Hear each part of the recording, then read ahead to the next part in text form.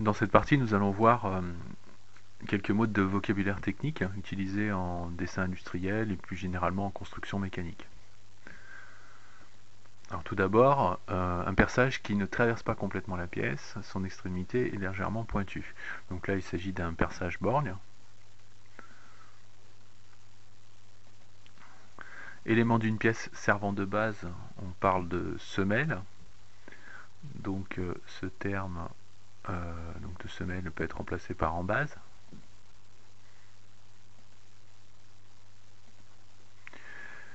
Alors une forme généralement creuse, précise, destinée à recevoir un arbre, c'est le contenant d'un assemblage. Donc ça on l'a vu précédemment, on avait parlé dans une vidéo précédente d'arbres et d'alésage. Donc là il s'agit de l'alésage, donc le contenant. Évidement réalisé à l'intérieur d'un alésage destiné à limiter la portée. Donc la portée, c'est la surface de contact de l'arbre contenu dans l'alésage. Donc ici, il s'agit de chambrage.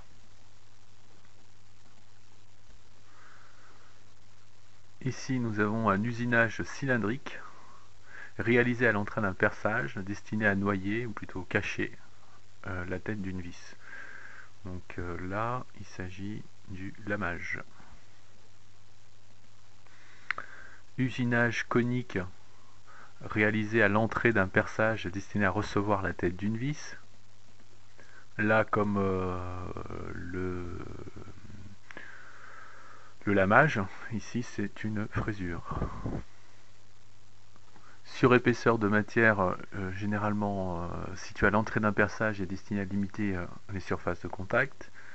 Ici c'est un bossage. Trou débouchant ou non, généralement réalisé avec un foret à l'extrémité pointue. Donc là, ce n'est pas un perçage borne, mais un perçage tout court.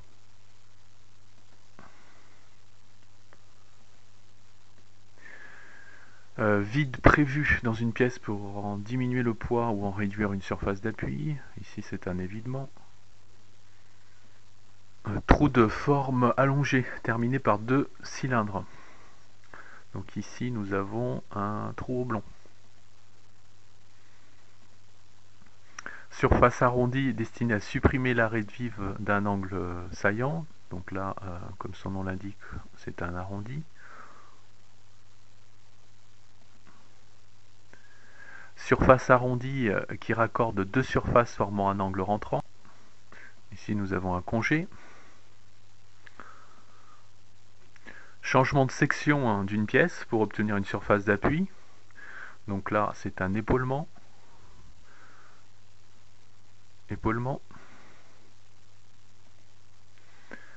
Couronne sur une pièce cylindrique qui peut servir de butée. On va appeler ça un collet.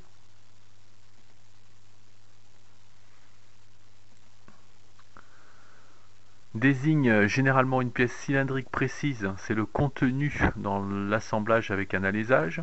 Donc on a vu alésage tout à l'heure, et ici c'est donc l'arbre.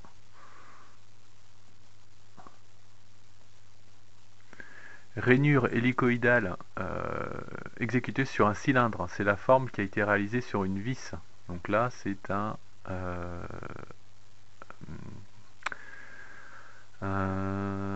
filetage. Ne pas confondre avec taraudage. Donc, que voici. Rainure hélicoïdale exécutée dans un alésage ou un perçage. C'est la forme qui a été réalisée dans un écrou. Donc là, c'est le taraudage. Surface conique ou plane obtenue par suppression d'une arête vive sur un cylindre ou un prisme. On en trouve sur les vis, l'extrémité des vis. C'est un chanfrein. Usinage dans une pièce cylindrique, souvent destinée à recevoir un anneau élastique ou un joint d'étanchéité. Donc ici en rouge, c'est une gorge. Entaille longue pratiquée dans une pièce. Ici nous avons une rainure de clavette. surface plane réalisée sur un cylindre, on dit aussi plat. Deux méplats opposés sur une pièce cylindrique permettent l'utilisation d'une clé plate. Donc ici la réponse se trouve dans la question, hein, c'est le méplat. Et voilà. Donc alors vous pouvez refaire cet exercice, je mettrai le lien au-dessous de la vidéo pour vous familiariser au vocabulaire technique.